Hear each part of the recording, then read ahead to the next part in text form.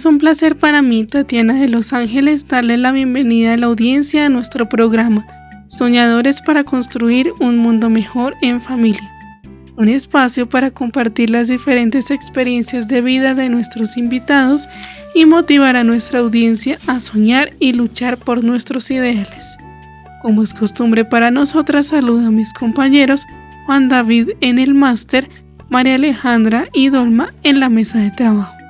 Gracias, Tatiana, por tu saludo. Para quienes no me conocen, mi nombre es María Alejandra López y me encuentro muy feliz de estar en un nuevo capítulo de este programa tan especial para nosotras.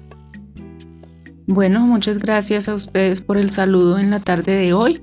Mi nombre es Dolma Leguizamón y saludo a nuestra invitada, Edna Iliana Ortega, quien es fisioterapeuta, pero aparte de eso ha hecho especializaciones y diplomados administrativos con habilidades en coordinación administrativa, trabajo en equipo, actitudes, experiencia y conocimiento para fortalecer procesos de personas con discapacidad, personas cuidadoras y sus familias.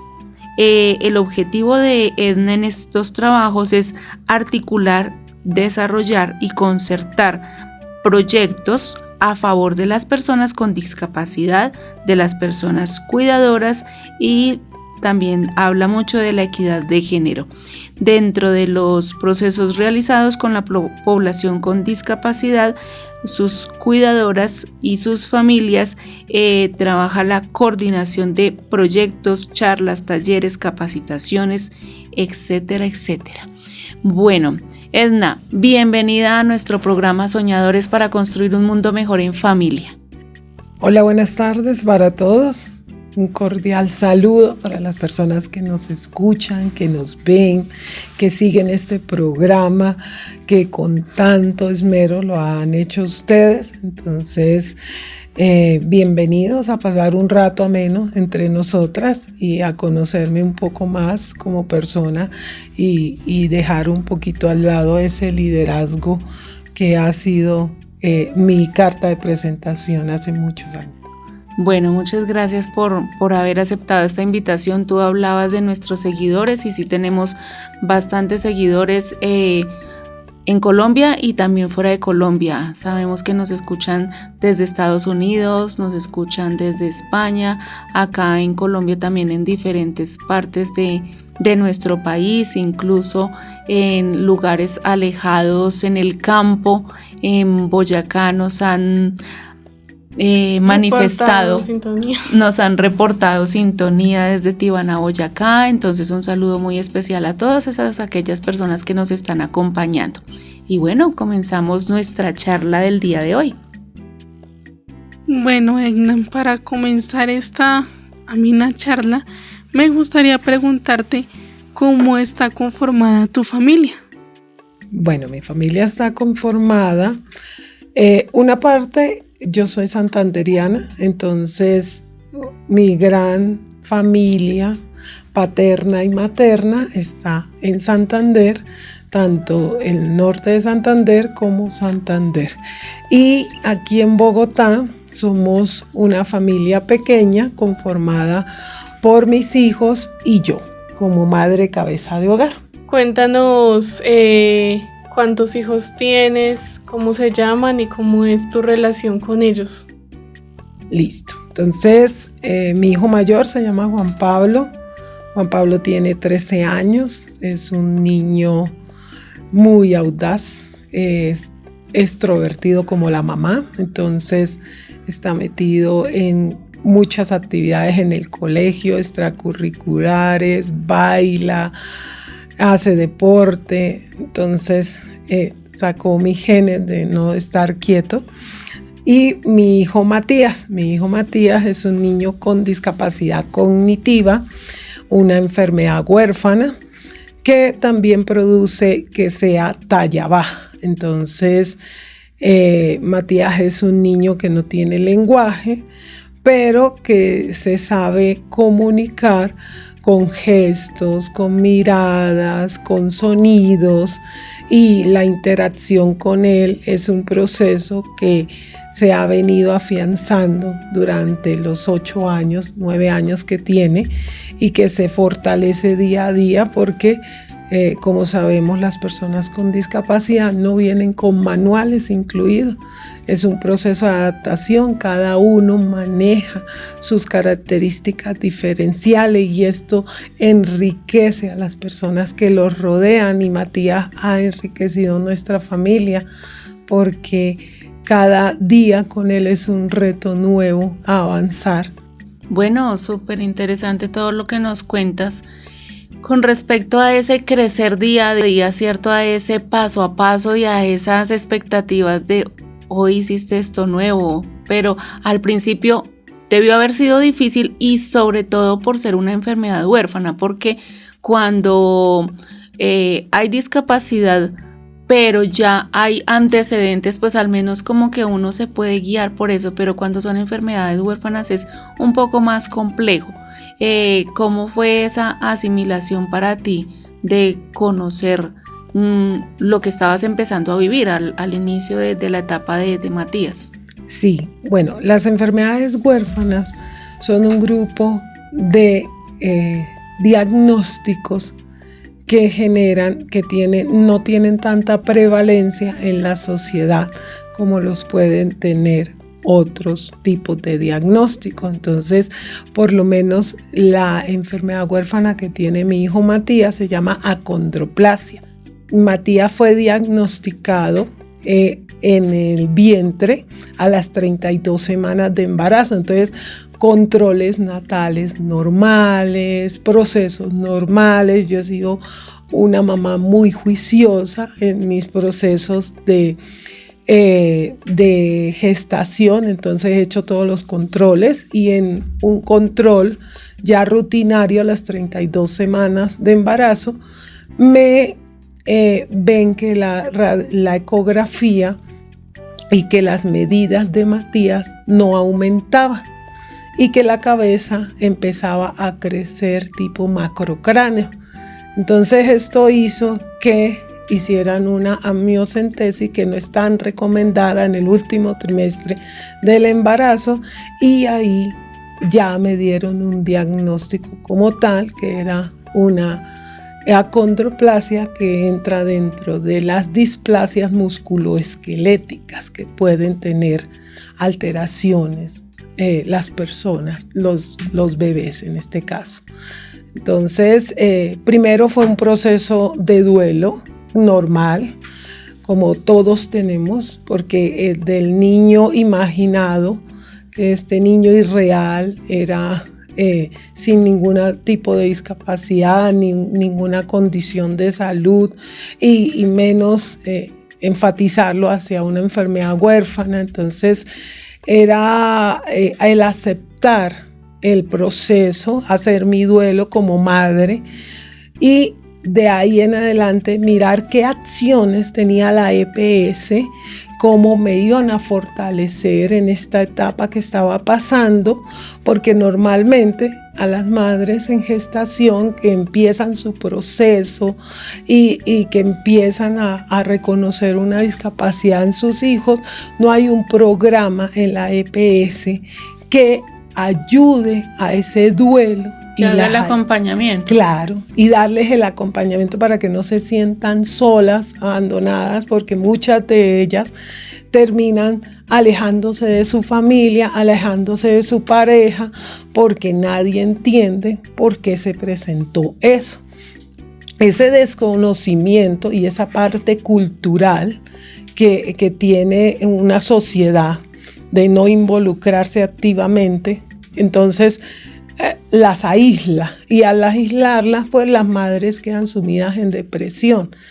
Yo, a diferencia de otras mamitas, yo busqué apoyo en la EPS. No había ningún programa para madres gestantes que empezaran un proceso con un niño con discapacidad desde el vientre. Entonces, en los cursos psicoprofilácticos no hablan de si su hijo viene con una discapacidad, ni mucho menos hablan de los procesos de duelo, ni de acompañamiento, ni de las organizaciones que representan a las personas con discapacidad, ni de los derechos, nada, no hablan nada. En el curso psicoprofiláctico lo que te muestran es cómo va el proceso de gestación y te dan unas recomendaciones, pero cuando impactemos efectivamente en estas madres, tal vez podremos hacer no solamente una salud mental en ellas, sino que la salud sea parte integral de nuestras vidas.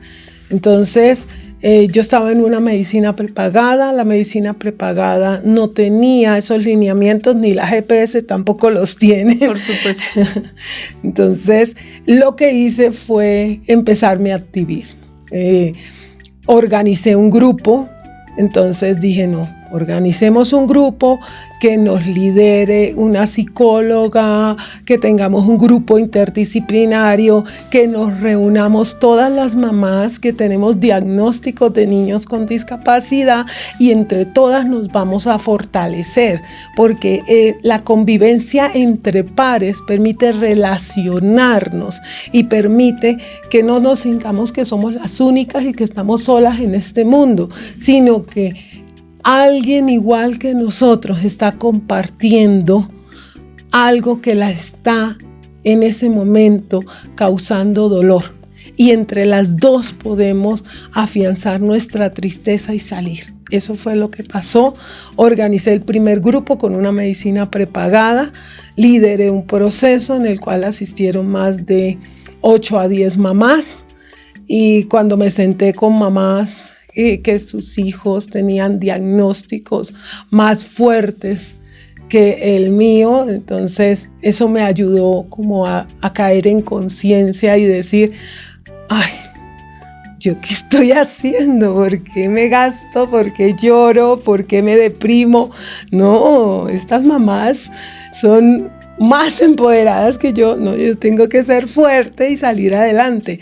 El programa actualmente, después de 9 años, sigue vigente. Entonces estas son huellas que uno deja y estas son huellas para los procesos no son de personas. Los procesos son de acciones efectivas que se llevan por el tiempo. Entonces yo dejé esta huella en esta medicina prepagada que todavía a partir de ese momento se replica y tiene 9 años de estarse ejecutando. Estos son procesos efectivos que la gente ve que de verdaderamente se están involucrando en ayudarle. Muy bien. Bueno, Egna, cuéntanos cómo fue el apoyo de tu familia, cómo ha sido el apoyo de tu familia y principalmente cuando nace Matías con la discapacidad y la aceptación de Juan Pablo hacia Matías. Sí, pues todos los procesos son de aprendizaje y yo creo que todas las familias llegan a un momento en que ya pasan su duelo y empieza la aceptación y el conocimiento, que yo creo que es la clave que tenemos que dejarles a todos. La parte experimental, la parte emocional, esta parte nos enriquece como personas, pero nosotros tenemos que pasar a una etapa de conocimiento y eso fue lo que pasó en mi caso, que involucré a mi familia. Entonces empecé con un lenguaje incluyente, empecé a documentarme sobre el manejo, sobre las enfermedades huérfanas, cuántas hay en Colombia, qué tipos de diagnósticos son, cada una tiene características diferentes y cada uno es un mundo diferente, así tengan la misma discapacidad. Todos son diferentes y se desarrollan de forma diferente. Entonces, ese conocimiento más la experiencia que estaba adquiriendo con el nacimiento de Matías es que formó en la parte hacia mi familia y hacia mí, de empoderamiento. Entonces, mi familia fue replicadora de mis conocimientos. Yo los corregía, los guiaba, les aportaba y ellos a su vez le corregían y guiaban a otras personas, que eso es lo que buscamos. Si queremos una sociedad incluyente, tenemos que empezar por pequeños granos. No podemos pensar que hacemos una gran campaña masiva. Sí, chéverísimo hacer una campaña masiva, pero empecemos con nuestro hogar, empecemos con lenguaje incluyente, empecemos con conocimiento, cuáles son las leyes, resoluciones, acuerdos que tenemos a favor y cómo poder hacer acciones efectivas que se logren, porque estamos en un país que la base es la democracia. Y entonces, como la base es la democracia, tenemos que regirnos por leyes, normativas, acuerdos, y eso nos ayuda a empoderarnos. Si usted sabe hasta dónde puede ir una entidad, pues hasta ahí le exige, ¿sí? Pero si usted no tiene el conocimiento, termina creándose ilusiones, falsas expectativas que nos llevan a lo que es el concreto de mejorar su calidad de vida. O en algunos casos a no exigir lo que realmente se puede pedir, ¿cierto? Sí, porque por lo menos muchas de las personas dicen, yo quisiera pensionarme. La gran mayoría de personas cuidadoras y de personas con discapacidad nos referencia, nosotros necesitamos es la pensión, ¿sí?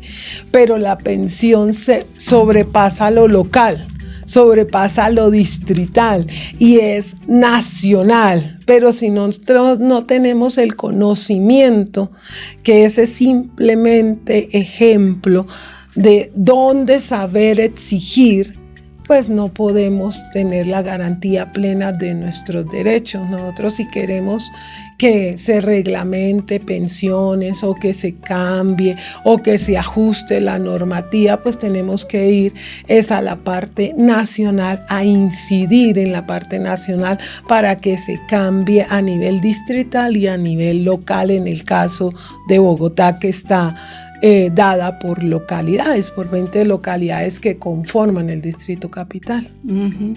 Y ahora haces un trabajo bien grande de empoderamiento, de trabajo, de liderazgo con mujeres cuidadoras, con mujeres que tienen discapacidad y con sus familias, ¿cierto? Cuéntanos un poquito cómo es ese trabajo que tienes a nivel distrital. Bueno, hay 2 espacios o 2 instancias de participación en las cuales estoy realizando mi representación. La primera es una instancia de mujeres. Esta instancia a nivel distrital la lleva el Consejo Consultivo de Mujeres y yo en esa instancia represento a las cuidadoras en el Distrito Capital. Entonces, a partir del año pasado, en mi primer periodo en este consejo consultivo era de 3 años. Mi primer periodo lo realicé representando a las mujeres con discapacidad y a las cuidadoras que estaban en una sola representación. En este segundo periodo yo renuncié a esa categoría y logré que se abrieran nuevos espacios y ya las mujeres con discapacidad entraron solas a ser representadas ellas mismas y se separaron de las cuidadoras.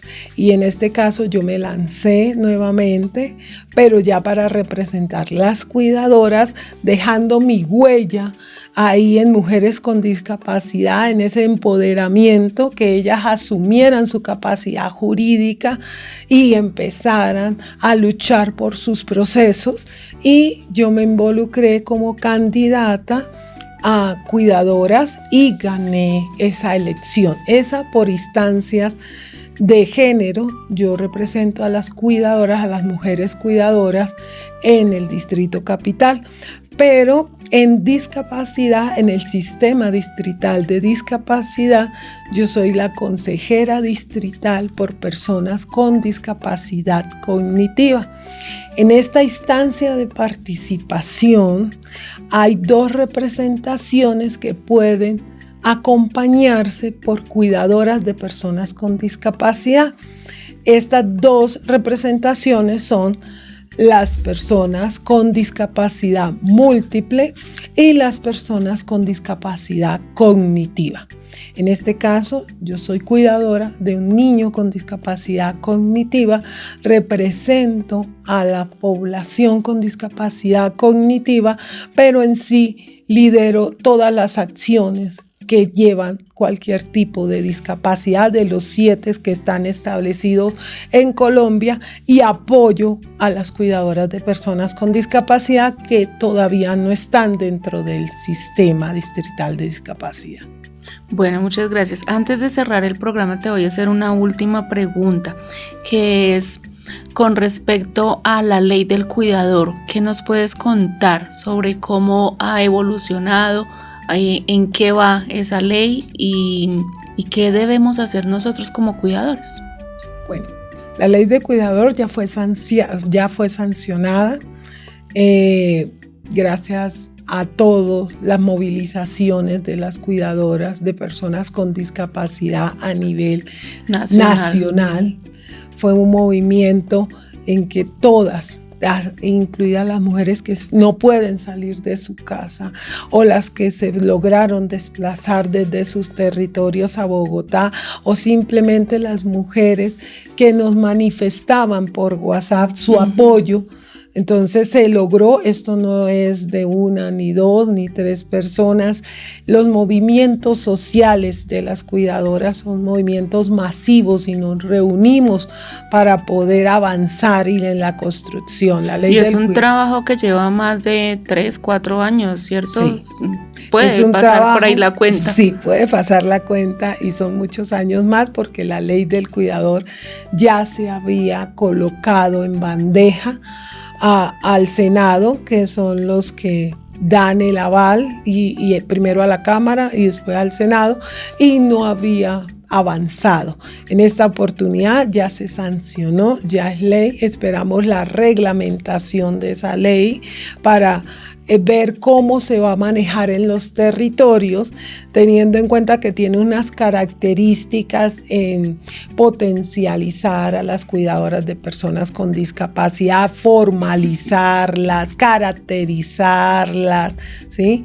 Pero vamos a ver cómo el territorio manifiesta esa ley y la establece. Entonces estamos en el proceso de reglamentación, cómo se va a manejar en los territorios, pero ya es una sanción, entonces ya tenemos una ley a favor y es el comienzo para ir avanzando en otros procesos que consoliden la garantía de nuestros derechos, igual que tienen la garantía de los derechos las personas con discapacidad, porque aquí trabajamos en conjunto, ¿sí? Hay personas con discapacidad que todas tienen su autonomía e independencia, pero hay personas dependientes del cuidado y esas personas dependientes del cuidado tienen una persona cuidadora de persona con discapacidad, porque ahí también están los hombres, así sea en las encuestas 1 de cada 10, no importa, son la parte que nos representa, y esos hombres y mujeres que trabajan, que hacen un rol, que hacen un trabajo no remunerado, porque es 24 horas, 7 días a la semana, en que la gran mayoría son madres cabeza de hogar y que no tienen con quién relevar, con quién disminuir la carga o con quién redistribuir la carga, pues empiezan los procesos de empoderamiento en el territorio para que las acciones efectivas se vayan dando.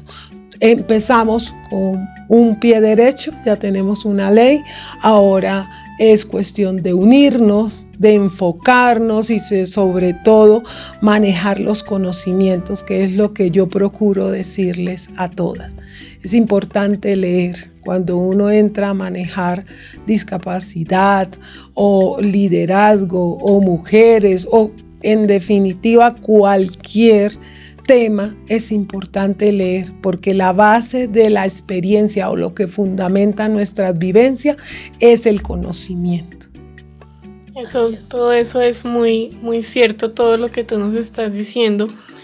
Y sé que dentro de nuestra audiencia también tenemos personas con discapacidad, principalmente personas con discapacidad visual y sus cuidadores.